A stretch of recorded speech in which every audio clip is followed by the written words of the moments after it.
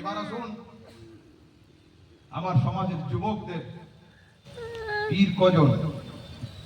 আমার সমাজের young generation educated ভাইদের পীর হলো তিনজন। কে বলুন তো? मौलाना फेसबुक, मुफ्ती यूट्यूब और हजरत अल्लामा गूगल, सबसे बड़ा नौजवान।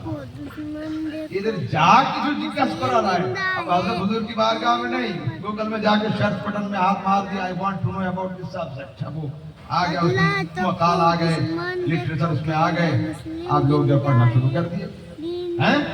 तो सुनो, এইখান থেকে আমার সমাজের যুবকরা ইউটিউব আর ফেসবুক থেকে শিখে শিখে নিজেদের আসল দিনকে এরা জবাই করে। ঠিক যুবকরা শোনো, মনে কোনো প্রশ্ন থাকলে লাস্টে জিজ্ঞাসা করো, তার আগে মনের পাত্রকে সাদা করে মনের পাত্রে যা আছে বের করে রেখে নিউট্রাল মন মেজাজে বক্তব্য শোনো, ইনশাআল্লাহ তাবারক ওয়া তাআলা দিনের মধ্যে আসবে। দেখুন, সবচেয়ে বড় সমস্যা এখন হয়ে দাঁড়িয়েছে আমাদের সমাজে ওসিলা শব্দটা। আমাদের সমাজের যুবকরা এত নারাজ কেন ওসিলা শব্দ থেকে? বলে তোমাদের পীর ওলি নবী গৌস এদের ওসিলা ওসিলা শিরক, লা হাওলা ওয়ালা কুওয়াতা ইল্লা বিল্লাহ। যুবকরা শোনো, আল্লাহ তাবারক ওয়া তাআলা কোরআনে কারীমের মধ্যে কি বলেছেন? পারা নাম্বার 6 সূরা নাম্বার 5 আয়াত নাম্বার 35 এর মধ্যে সূরা মাইদাতে কি আসছে? ইয়া আইয়ুহাল্লাযীনা আমানু তাকুল্লাহ ওয়াবতাগু ইলাইহি আল ওয়াসিলা। ওসিলা শব্দ শুনতে পাচ্ছেন? কিন্তু দেখুন, আয়াত সবাই বলেছে, সবাই বলবে, কিন্তু আমি আমার স্টাইলে বোঝাবো। এইখানে হাজার মজমা, এর মধ্যে যদি আমি কাউকে বলি যাদের মাথায় সাদা টুপি আছে তারা দাঁড়াও, ডাকলাম সবাইকে, কিন্তু সবাই উঠতে পারবে না, একমাত্র সাদা টুপিওয়ালা গুলোই উঠবে। আল্লাহ সবার কিন্তু এই আয়াতের শুরুতে ডেকেছেন আইয়ুহাল্লাযীনা আমানু, ও ঈমানদারগণ। যারা ঈমানদার ছিলাম আমরা দাঁড়িয়ে পড়েছি, আল্লাহ কি আদেশ আছে বলো? বলছি তাকুল্লাহ, আমাকে ভয় করো। এবং ঠিক আছে আল্লাহ তোমাকে ভয় করছি। আর কি কাজ? ওয়াবতাগু ইলাইহি আল ওয়াসিলা, আমাকে পাওয়ার জন্য মজবুত ওসিলা ধরো। স্টেজে ওঠার আগে আমি সিঁড়িতে পা দিলাম, তাই না? সিঁড়ির ধাপে যখন পা দিলাম, স্টেজ কি নারাজ হলো আমার উপরে? হ্যাঁ, সিঁড়িতে পা দিলে ছাদ কি নারাজ হয়? কেন? সিঁড়িতে পা দিলে ছাদ নারাজ হয় না, ছাদ সন্তুষ্ট হয় যে লোকটা পা হাত না ভেঙে সুস্থভাবে আমার পর্যন্ত পৌঁছে যাবে। তো পৃথিবীর মানুষ আল্লাহ তাবারক ওয়া তাআলা আল্লাহ পাকের দরবার পর্যন্ত পৌঁছানোর জন্য সবচেয়ে বড় সিঁড়ির নাম হলো মুহাম্মদুর রাসূলুল্লাহ। যদি কেউ দামানে রাসূলকে ধরে, এতে আল্লাহ নারাজ নয়, সন্তুষ্ট হবে যে লোকটা গোমরাহ না হয়ে সঠিকভাবে আমার কাছে পৌঁছে যাবে। इमाम आलम की लिखते वो खुदा का और खुदा उसका दुश्मन जिसने छोड़ा मोहम्मद का दामन। দামানে রাসূল যদি কেউ ছেড়ে দেয়, তো দামানে খোদার হাত থেকে ছেড়ে যাবে। এবার আসুন, আমি খুব লম্বা করব না, আয়াত নেন। সূরা নাম্বার 1 আয়াত নাম্বার 2, সূরা নাম্বার 1 সূরা নাম্বার 2 পারা নাম্বার 1 আয়াত নাম্বার 37। ফাতালাক্কা আদম মিন রাব্বিহি কালিমাতিন ফাতাবা আলাইহি ইন্নাহু হুয়াত তাওয়াবুর রহিম।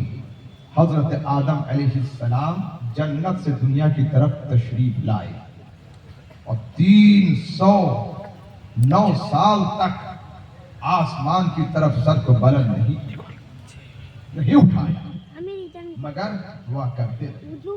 अचानक अल्लाह की तरफ से कुछ बातें हजरत आदम के सीने में डाली गई। हजरत आदम ने हाथों को बुलंद किया और जुबान से बोल पड़े, अल्लाहुम्मा इन्नी अस्अलुका बिहक्के मुहम्मद।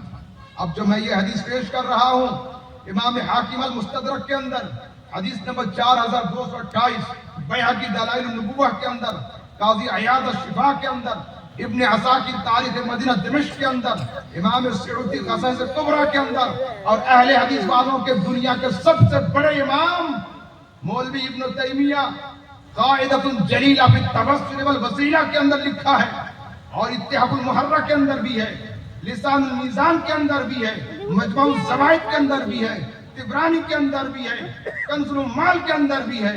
कि हदीस में है कि हजरत आदम अलैहिस्सलातु व तस्लीम हाथों को बुलंद किया اور زبان سے بولے اللہم انی اسألک بحق محمد، اے اللہ میں اتنے دن تک اپنے ایکسپیرینس سے تیری بارگاہ میں دعائیں مانگ رہا تھا، اب میں دعا مانگ رہا ہوں مصطفیٰ کے وسیلے سے۔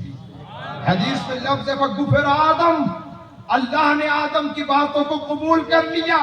پھر اللہ نے پوچھا یا آدم کیف عرفت محمدن، آدم مصطفیٰ کو کیسے پہچانا؟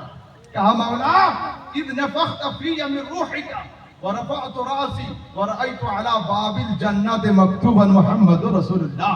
مولا جب تو نے میرے جسم میں روح کو ڈالی، سر کو بلند کیا تو دیکھا جنت کے دروازے پر لکھا ہے محمد الرسول اللہ۔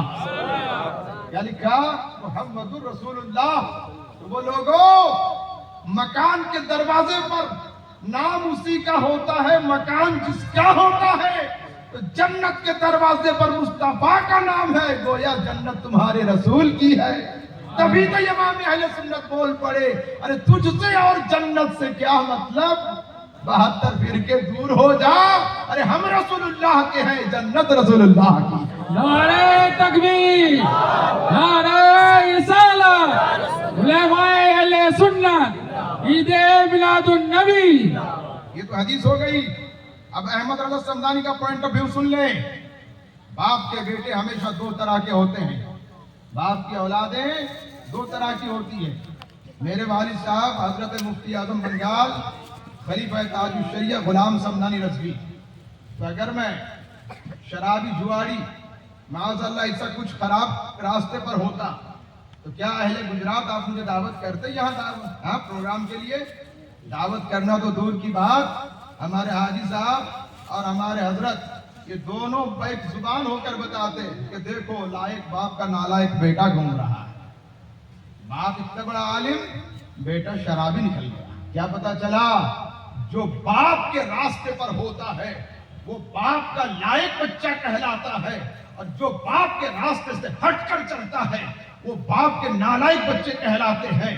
جو باپ کی سنت کو سنت مانتے ہیں وہ باپ کی لائق اولاد ہوا کرتی ہے، اور جو باپ کی سنت کو ناجائز اور حرام کہہ کر چھوڑ دیتے ہیں وہ باپ کی نالائق اولاد ہے۔ تو بتاؤ ایمانداری سے حضرت آدم کون ہے؟ حضرت آدم کو عربی میں کہتے ہیں ابو البشر، اور انگلش میں کہتے ہیں father of every single source of mankind. جس کا نام انسان ہے اس کا ابا حضرت آدم ہے۔ تو حضرت آدم علیہ السلام اسٹارٹ آف دی ورلڈ میں، دنیا کی ابتدا میں اپنی دعا کے اندر مصطفیٰ کا وسیلہ تھاما، تو وسیلہ مصطفیٰ دینا آدم کی سنت ہے۔